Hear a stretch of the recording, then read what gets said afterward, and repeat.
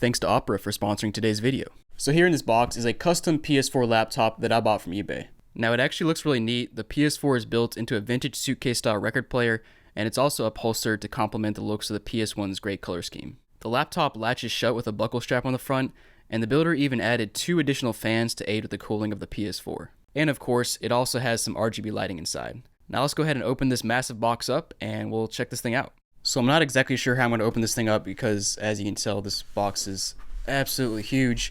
I can tell it has a lot of padding in it. I guess I'll just slide it to the side like this and see if we can slide it out. Alright, so we got another box kind of wrapped around here. We also have some foam. That's the first time I've seen that. That's pretty clever though, not gonna lie.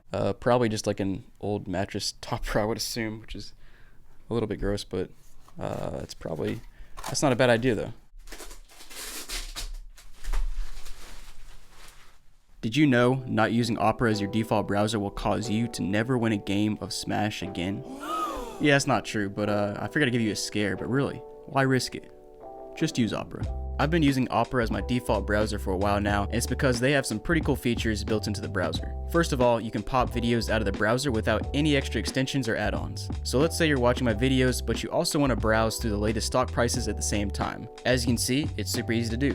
Another cool feature is the sidebar on Opera. I can use messengers like Instagram or Twitter, and it's just a temporary pop-up, so your main browser window stays intact. You can even pin the window in the browser if you want to get a split screen view. You can also use the integrated animated wallpapers, which I think are pretty sleek.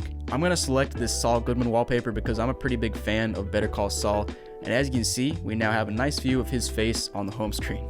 The pinboard allows you to collect pictures, links, music, files, and notes to compare shopping, share lists, really anything you need. Right now I'm using it to share a handful of my favorite video games, so when you click on a game in the pinboard, you'll be taken to the listing for that game on Amazon. So what are you waiting for? If you're not ready to lose Smash games for the rest of your life, go ahead and download Opera using the link down below, and also be sure to check out my pinboard.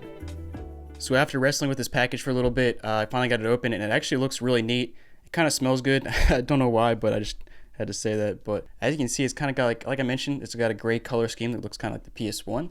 And if we flip it around, man, this thing is heavy. So if you look, you're now looking at the front right here, and you got 2 USB ports.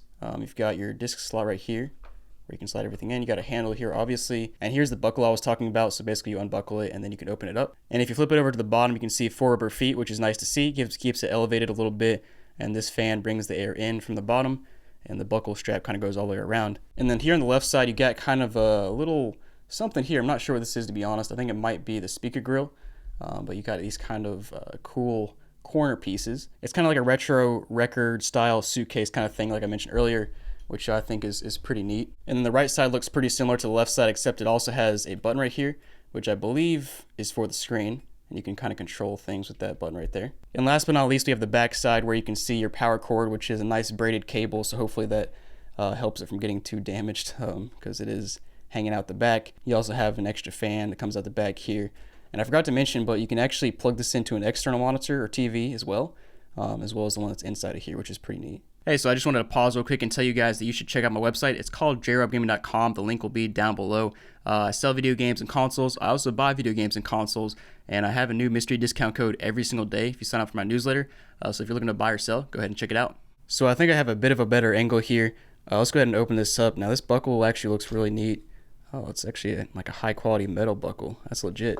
All right, so 3, 2, 1. Let's go ahead and open this up. Boom.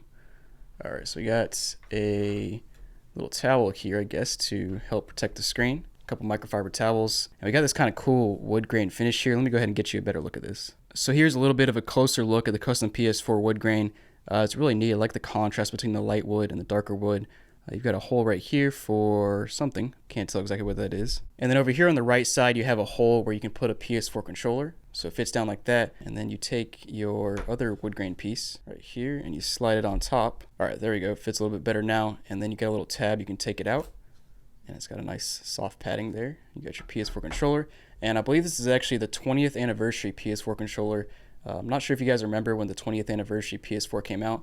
That thing was pretty sweet. I tried to get one, but I couldn't without, paying $1,000+. And speaking of $1,000+, I don't think I mentioned how much I paid for this yet.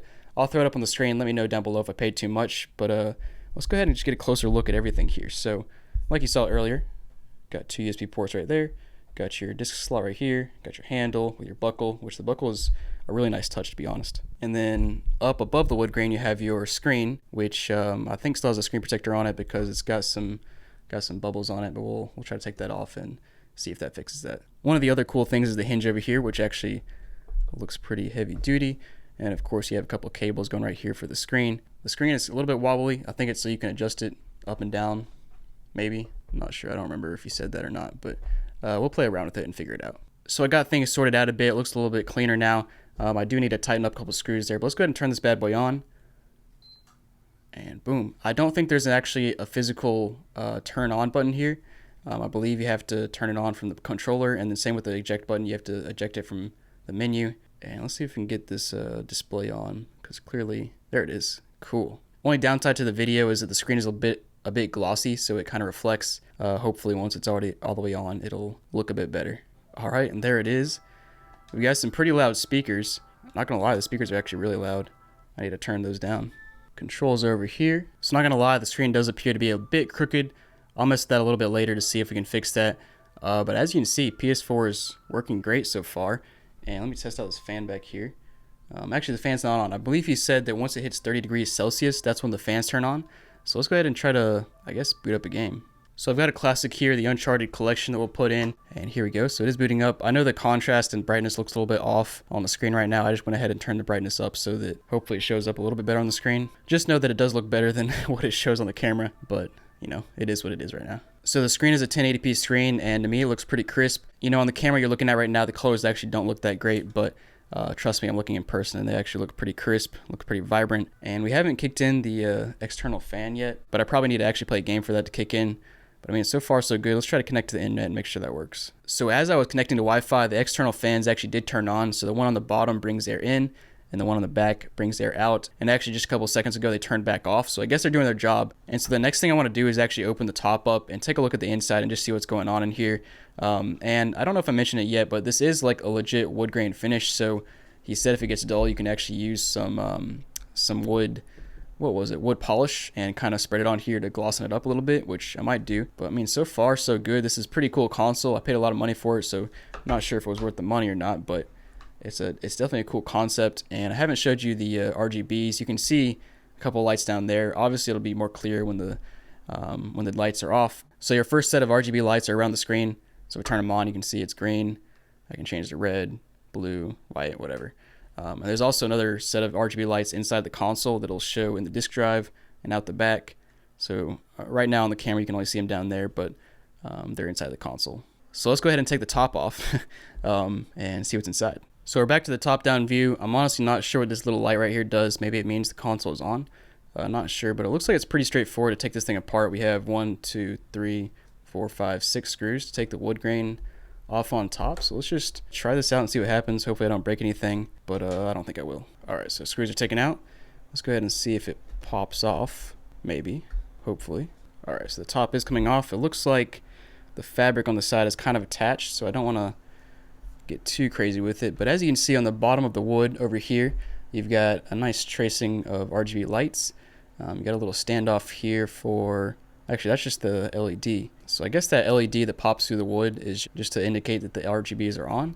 And then here on the bottom, you got your, obviously your motherboard, which is getting pretty hot here.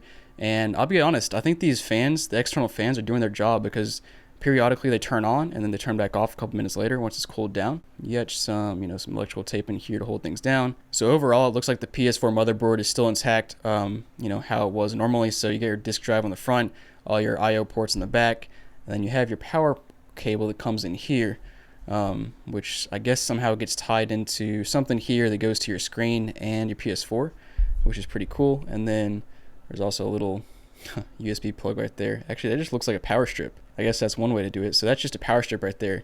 And you've got your PS4 plugged in, you've got your monitor plugged in, and something else down there, a couple USB ports. So while this is a really cool console, I know I overpaid for it. I knew from the start I did. This was on bid, so I had to bid for it. I didn't just make an offer or anything. And there was somebody else I was bidding against, and they were kind of going crazy, and they were trying to outbid me. And I put in prices that I thought would be for sure the winner, and then he kept outbidding me, so I kept outbidding him because I had to have this thing for a video. So it is what it is. So I hope you guys enjoyed the video. If you did, make sure to like and subscribe, and thanks for watching.